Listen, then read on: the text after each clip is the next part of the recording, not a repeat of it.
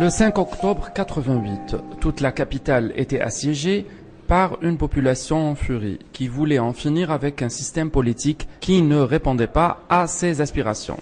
L'état de siège fut décrété le 6 octobre à Alger. Que connaissez-vous de ces événements qui ont marqué l'histoire d'Algérie? C'est moi la voix. Non, c'est moi la voix. Non, c'est moi la voix. Nous sommes la voix. Nous sommes tous la voix des sans-voix. L'équipe de Radio des Sans-Voix donne ainsi la parole aux jeunes Algériens, témoins ou pas, de ces événements qui ont marqué l'histoire de l'Algérie post-indépendance.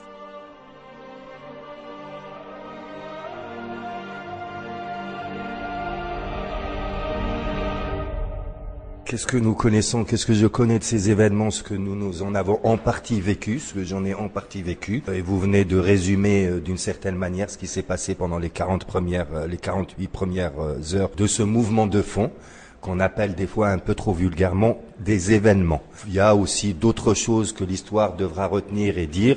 Les premières arrestations ayant commencé, particulièrement des militants de gauche, la gauche algérienne qui était dans la clandestinité, qui ont commencé à se faire arrêter le 3 et le 4 octobre avant le début du mouvement en question. Nous savons également, bien évidemment, les tortures qui ont eu lieu, les assassinats extrajudiciaires qui ont eu lieu, mais tout cela sont les faits de racontés par les gens qui ont vécu.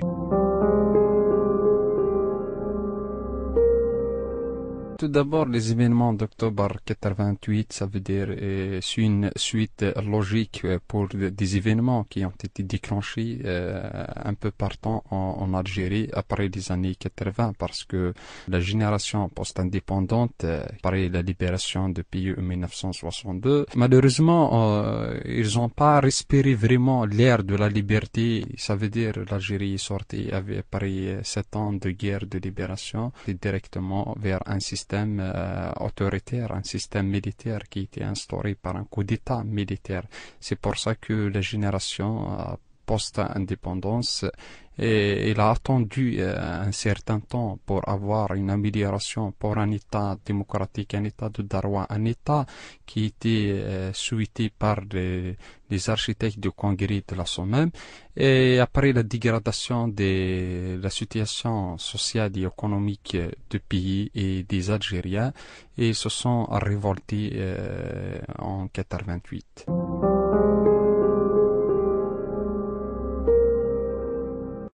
Le 5 octobre 88, c'est la révolte de la jeunesse algérienne qui ont le ras-le-bol de la Hogara et le marasme social, la vie chère, qui se sont révoltés pour une Algérie meilleure et contre le système qui était en place.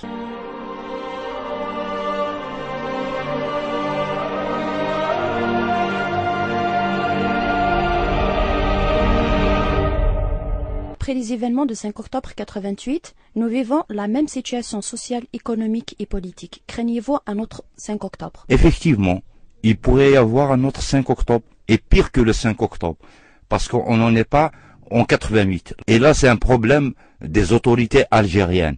S'ils veulent pas qu'il y ait un 5 octobre, qu'ils laissent les gens se manifester librement, c'est des acquis d'octobre 88.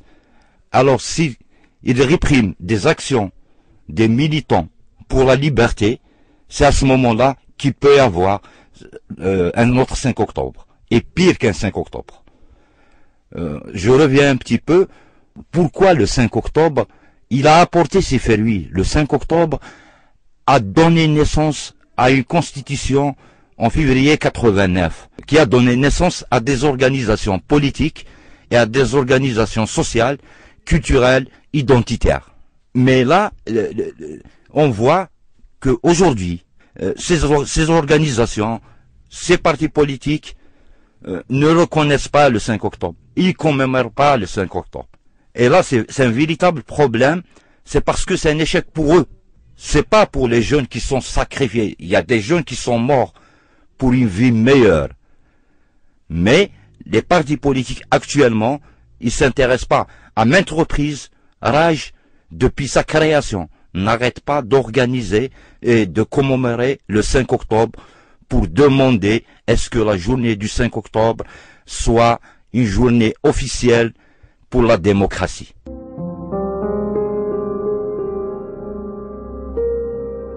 Ce dont nous avons peur, ce serait du nombre des dégâts, de la répression qui pourrait advenir. Je dis ça parce que je ne peux pas avoir peur d'un mouvement populaire, d'un mouvement de revendication de la population, surtout quand ces revendications sont justes. Et demander la liberté, demander la justice sociale, demander la vérité, ce sont des justes revendications. Effectivement, nous sommes dans une situation pareille à celle 86-88 et même peut-être et probablement plus grave que la situation de 86-88 dans le domaine économique, dans le domaine social, avec toutes les peurs et tous les changements qui ont lieu en ce moment dans la région.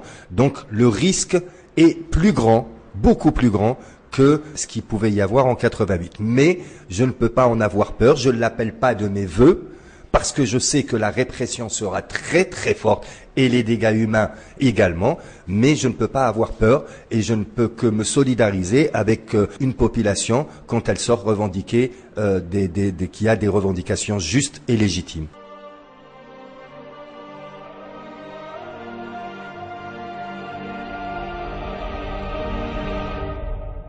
Les forces de l'ordre avaient tiré sur les manifestants à balles réelles lors des événements de 5 octobre, faisant plus de 110 morts et des centaines de blessés, sans parler des jeunes qui ont été torturés et humiliés dans les centres de détention.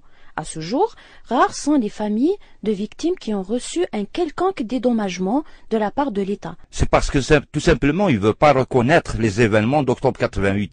Ils ne veulent pas reconnaître leur échec, parce que c'était l'échec du militaire.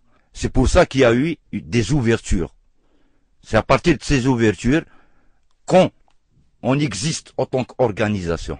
Et RH, à chaque fois, à chaque année, elle commémore le 5 octobre. Les premières années, c'était à Saht Chouhada. Et RH n'arrête pas de dire la reconnaissance des jeunes qui sont morts le 5 octobre. C'est pas uniquement la journée du 5 octobre. Elle s'est étalée sur une quinzaine de jours. Et on ne savait pas à qui on avait affaire. La reconnaissance politique apporte tout. C'est pas l'indemnisation matérielle. C'est la reconnaissance de ces jeunes qui sont morts. Et l'indemnisation va pas rendre la vie à ces jeunes qui sont morts.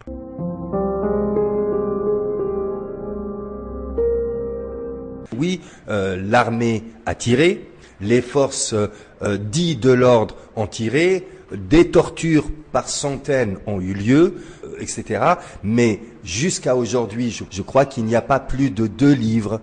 2 livres, je crois qu'il n'y a pas plus de 2 livres, et encore, je pense que j'exagère, qui sont sortis, parlant en tout cas d'Algériens, relatant ces événements et ce mouvement qui a eu lieu en Algérie. Ce que je veux dire par là, c'est que l'histoire reste encore à écrire, tant par les acteurs, mais aussi par les historiens dont c'est le travail, qui doivent reprendre des archives. Maintenant, encore faut-il qu'il y ait des archives pour pouvoir écrire l'histoire et la plus objective et la plus réaliste possible, qui mettent d'accord un peu l'ensemble des Algériens. Bien sûr que nous connaissons qui ont été insultement dédommagés.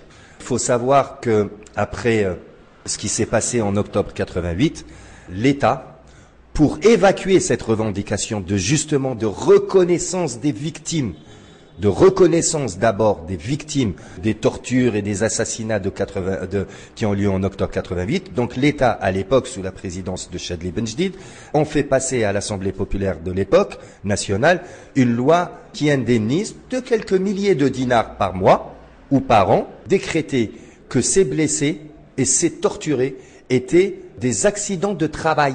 Des accidents de travail, j'insiste. Tout ça pour faire en sorte d'évacuer le débat et les accusations souvent légitimes des tortures qui ont eu lieu, des assassinats extrajudiciaires et des procès staliniens qui ont eu lieu à cette époque-là. Parlons un peu génération future. Pourquoi on ne retrouve pas cet événement du 5 octobre 88 dans les manuels scolaires? Nous sommes, malgré toute la bonne volonté que peut avoir l'actuel ministre de l'Éducation, qui veut, paraît-il, changer le système éducatif, les manuels scolaires, etc., nous avons quand même affaire, que ce soit dans ce gouvernement ou le pouvoir qui est en place, à un pouvoir qui nie la vérité aux Algériens et qui nie la vérité de l'Algérie. Et ce pouvoir qui était d'une certaine manière, même si ce n'étaient pas les mêmes personnes qui étaient déjà en place en octobre 88, eh ben, il va pas se prendre une balle pour se tirer dessus. Donc, il refuse que nous parlions et que nous avancions dans la vérité sur ces moments-là de 88, de la même manière qu'il refuse et qu'il réfute qu'on avance sur la vérité pour qu'il n'y ait pas justice sur la fameuse décennie où il y a eu des morts, des assassinats, des personnes enlevées et qui ne veut pas répondre favorablement, par exemple, à l'une des associations qui revendique la vérité et justice, en l'occurrence SOS disparu. Donc, il préfère garder les choses dans un tiroir, fermé à double tour, plutôt que la vérité jaillisse et qu'elle lui porte préjudice, parce que ce pouvoir a une énorme responsabilité, pour ne pas dire la première responsabilité, sur tout ce qui se passe et le sang qui coule dans ce pays depuis les années 80, pour ne pas dire bien avant, malheureusement. On n'a pas besoin qu'il soit dans les manuels scolaires. Le plus important, c'est qu'il y a eu un changement en Algérie. On a vécu 3 années des ouvertures dites démocratiques qui nous a permis de militer et de soutenir ces jeunes justement qui sont morts. C'est une obligation, il est de fait. On ne peut pas effacer une histoire. Même s'il n'y a pas d'écrit sur des manuels scolaires, il y a des écrits ailleurs. Il y a le livre noir d'octobre où il y a des témoignages de toutes les atrocités que les jeunes ont vécues durant cette période. Bon, c'est tout à fait normal. Encore, c'est des revendications légitimes. Et c'est une confrontation entre les citoyens et le pouvoir. Et le pouvoir ne peut pas se condamner lui-même. Le pouvoir algérien, déjà, il y a plein des événements qu'il n'a jamais enseigné, des vrais événements démocratiques pour les Algériens à l'école. Même la vraie histoire de l'Algérie, de la guerre de libération, on ne le trouve pas. Parce que c'est des événements qui jouent sur l'éveil citoyen, c'est des événements démocratiques, c'est des événements qui proclament la liberté. Donc c'est pour cela que le pouvoir, il ne veut pas que les Algériens avoir, et les nouvelles générations, cet esprit de revendication, cet esprit de révolte contre le système, et c'est la pensée de tous les régimes totalitaires. Je dirais, comme a dit un illustre personnage, en l'occurrence Lénine, seule la vérité est révolutionnaire. Et ce pouvoir a peur que la vérité soit et qu'il y ait une révolution contre lui. Alors qu'il s'agit d'un printemps avant les autres et d'un tournant important dans l'histoire de l'Algérie post-indépendance.